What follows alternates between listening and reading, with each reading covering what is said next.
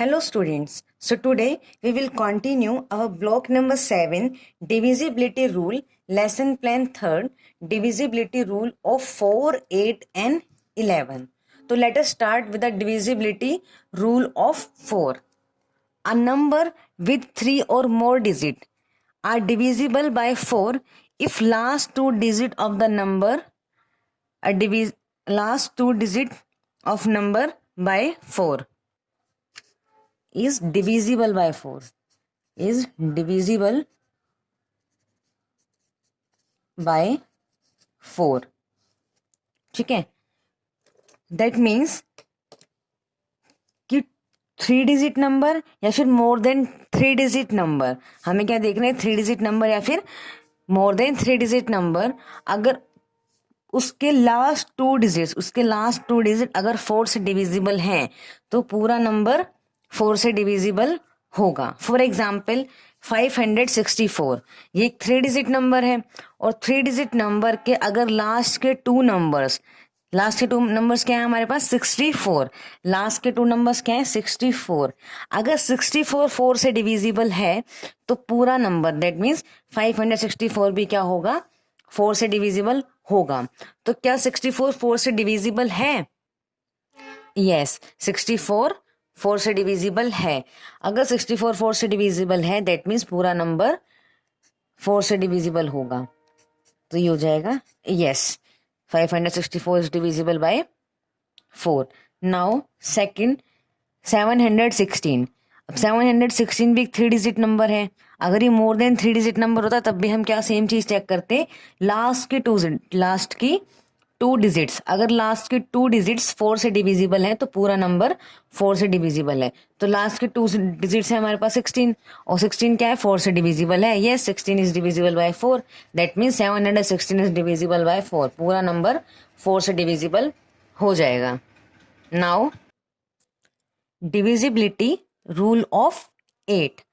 A number with 4 or more digits is divisible by 4 if last 3 digits of number is divisible by 4. कोई भी 4 digit number या more than 4 digit number अगर last की 3 digits किससे divisible है 4 से, sorry divisible है 8 से, नॉट 4. अगर किसी भी 4 डिजिट या मोर देन 4 डिजिट नंबर की लास्ट की 3 डिजिट्स 8 से डिविजिबल हैं तो वो कंप्लीट नंबर भी क्या होगा 8 से डिविजिबल हो जाएगा. फॉर एग्जाम्पल हमारे पास है 59,064. अब इसके लास्ट की 3 डिजिट्स क्या है, इसके लास्ट के 3 डिजिट है 064. तो 064 है दैट मीन 64 है. तो 64 क्या 64 8 से डिविजिबल है? 64 8 से डिविजिबल है. अगर 64 8 से डिविजिबल है दैट मीन्स ये पूरा नंबर क्या हो जाएगा 8 से डिविजिबल हो जाएगा. तो yes 59,064 is divisible by 8. Now 8,144 last की 3 डिजिट्स क्या है इसके अंदर, लास्ट की 3 डिजिट है 144. क्या 144 8 से डिविजिबल है? यस, 144 8 से डिविजिबल है. तो अगर 144 8 से डिविजिबल है दैट मीन्स ये पूरा नंबर 8,144 भी 8 से डिविजिबल हो जाएगा. तो yes 8,144 is divisible by 8. Now come to the divisibility rule of 11. Divisibility rule of 11. If the difference between the sum of the digit in odd place and sum of digit in even place from right side either 0 or divisible by 11 then the number is divisible by 11. तो divisibility rule 11 क्या कह रहा है कि हमें difference निकालना है. Difference निकालना है किसका? Sum of digit in odd place. इस नंबर में जो भी डिजिट ओड प्लेस पे हैं उनका सम एंड जो भी डिजिट इवन प्लेस पे हैं उनका सम, दोनों के सम का डिफरेंस निकालना है. अगर दोनों के सम का डिफरेंस 0 या फिर डिविजिबल बाय 11 आता है तो पूरा का पूरा नंबर जो है वो डिविजिबल बाय 11 हो जाएगा. For example 91,062। अब हमें क्या करना है, हम टू डिफरेंट कलर से क्या करेंगे, सबसे पहले ओड प्लेसेस की डिजिट्स को राउंड ऑफ करेंगे, राउंड करेंगे, सर्कल लगाएंगे, एंड इवन प्लेस पे जो डिजिट है उनके ऊपर बॉक्स लगाएंगे। और ये इवन और ओड हमें किस साइड से देखना है, फ्रॉम द राइट साइड। यहां से नहीं शुरू करना है, ये तो लेफ्ट साइड है, हमें राइट साइड से शुरू करना है। तो राइट साइड पे पहले जो डिजिट होती है वो क्या हो जाती है, ओड। तो 2 हमारा क्या है, ओड है, सर्कल कर दिया। ठीक है, 6 हमारा क्या है, इवन प्लेस है। ये 2 और 6 इवन है ये नहीं देखना, इनका प्लेस, इनका जो प्लेस है, जो पहला प्लेस होता है वो ओड होता है, फिर दूसरा इवन, फिर ओड इवन, ओड इवन, इस तरह चलते हैं ना। इसलिए जो पहला प्लेस है वो हो गया ओड, दूसरा प्लेस क्या हो जाता है, इवन, फिर तीसरा प्लेस वापस क्या हो जाता है, ओड, इसके बाद वापस फोर्थ प्लेस क्या हो गया, इवन, फिफ्थ प्लेस ओड। तो अब हमें क्या करना है, जितने भी इवन नंबर आए हैं उनका सम, और जितने भी ओड नंबर आए हैं इनके सम का क्या निकालना है, डिफरेंस निकालना है। तो हम क्या कर लेते हैं, हम लेते हैं पहले ओड, हम पहले लेते हैं इवन और यहां पर लेते हैं ओड, फिर इनका ले लेंगे हम यहाँ पे डिफरेंस। ठीक है, तो इवन क्या क्या है हमारे पास, 1 + 6 यही है, और ओड क्या क्या है हमारे पास, 9, 0 और 2। तो 9 + 0 + 2, तो 6 + 1 = 7, एंड 9 + 0 + 2 = 11। अब दोनों का सम हो गया, इवन का भी सम हो गया, ओड का भी सम हो गया। एक का सम आया है 7, एक का सम आया है 11। अब हमें क्या करना है, 11 एंड 7 जो सम आया है उसका क्या लेना है, डिफरेंस लेना है। मतलब 7 - 11 या फिर 11 - 7 = क्या आ जाएगा, आ जाएगा 4।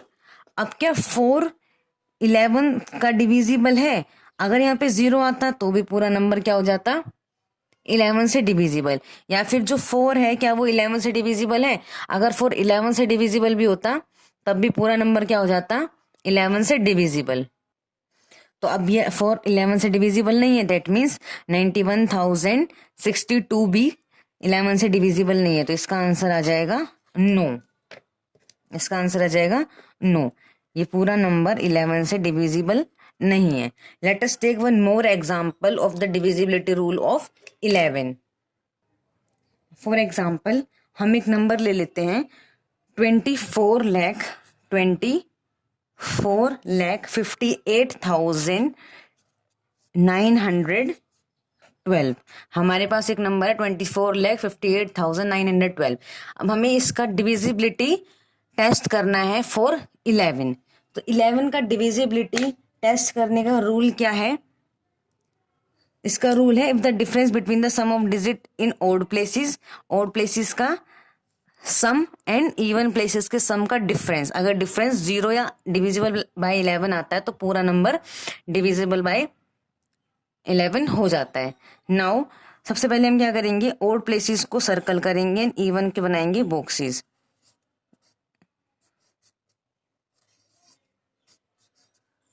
तो ये हो गए हमारे पास ओड एंड इवन। जितने भी सर्कल्स हैं, सर्कल के ऊपर हम कर देते हैं टिक, जितने भी सर्कल्स हैं ये क्या है हमारे ओड प्लेसेस, और जितने भी बॉक्सेस हैं ये क्या है हमारे इवन। तो एक साइड हम ओड ले लेते हैं, पहले ओड का सम, फिर ले लेंगे इवन का सम, और फिर इनका डिफरेंस। तो ओड क्या क्या है हमारे पास, 2 + 5 + 9 एंड +2, और इवन क्या क्या है हमारे पास, 4 + 8 + 1, ये 3 ही है। ठीक है, अब इनका सम निकालते हैं। तो 2 + 9 + 5 + 2 इनका सम आ जाएगा हमारे पास = 18। ठीक है, और इवन क्या है, 4 + 8 + 1, तो इसका सम आ जाएगा हमारे पास 13। 18 एंड 13। अब 18 एंड 13 का हमें क्या निकालना होता है, डिफरेंस। तो 18 एंड 13 का डिफरेंस आ जाता है हमारे पास =5।